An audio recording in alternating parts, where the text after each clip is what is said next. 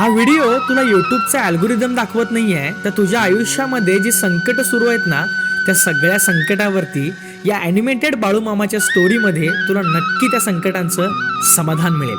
हा व्हिडिओ पूर्णपणे शांत मनाने ऐक आणि असेच बाळूमामांच्या वरती ॲनिमेटेड व्हिडिओ बघण्यासाठी या सर्व बेस्ट चॅनलला सबस्क्राईब करायला विसरू नको.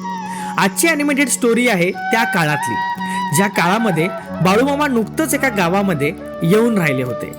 तर त्या ठिकाणी बाळूमामांची भरपूर लोक पूजा करायचे, आपलं मत मांडायचे, आपले दुःख सांगायचे आणि बाळूमामा त्याच्यावरती स्वतःच्या मनाने आणि स्वतःच्या सामर्थ्याने त्यांना त्या दुःखातून निरासन करण्यासाठी खूप काही गोष्टी सांगायचे.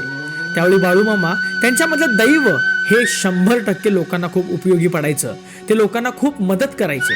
अशाच ठिकाणी त्या गावामध्ये एका वेळी दुष्काळ पडला आणि त्या दुष्काळामध्ये अक्षरशः इतका भयानक दुष्काळ पडला की लोकांच्या चेहऱ्यावरचं हसूच गेलं. कारण ज्या विहिरी होत्या, जे नाले होते किंवा जे पाण्याचे स्रोत होते ते सगळं काही मिटले होते. अक्षरशः लोकांची अवस्था एवढी खराब झाली होती की ती लोक बाळूमामांच्याकडे येऊन पाया पडून अक्षरशः भीक मागत होते की देवा काहीही कर, पण आम्हाला पाणी मिळवून दे.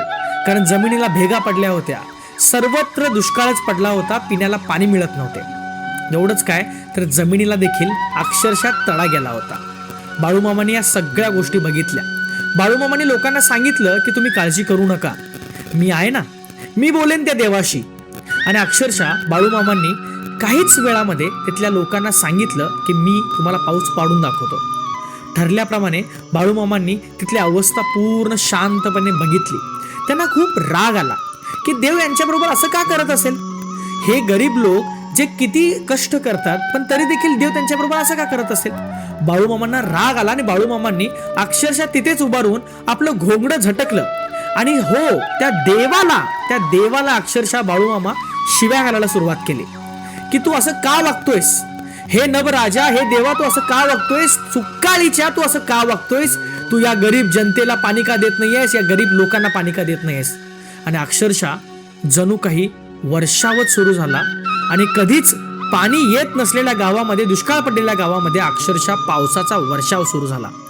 ही स्टोरी सांगण्यामागचं कारण हेच आहे की एखादी गोष्ट जर तुझ्या आयुष्यामधनं जात असेल किंवा निघून गेली असेल आणि ती कधीच तुला येत नाही असं वाटत असेल तर हे डोक्यातनं काढून टाक, कारण ती गोष्ट तुझ्या आयुष्यामध्ये नक्की येईल. बाळूमामाच्या या स्टोरीतून हेच कळतं की बाळूमामा कधीच न शक्य असणारी गोष्ट देखील शक्य करून दाखवत होते. आणि त्यांचा आशीर्वाद जर तुझ्या मागे असेल ना तर 100% तू देखील तुझ्या आयुष्यातून त्या सगळ्या अशक्य गोष्टींना शक्य 100% करून दाखवशील. आणि अशा स्टोरीजसाठी या चॅनलला सपोर्ट करायला म्हणजे सबस्क्राईब करायला विसरू नको. जय बाळूमामा.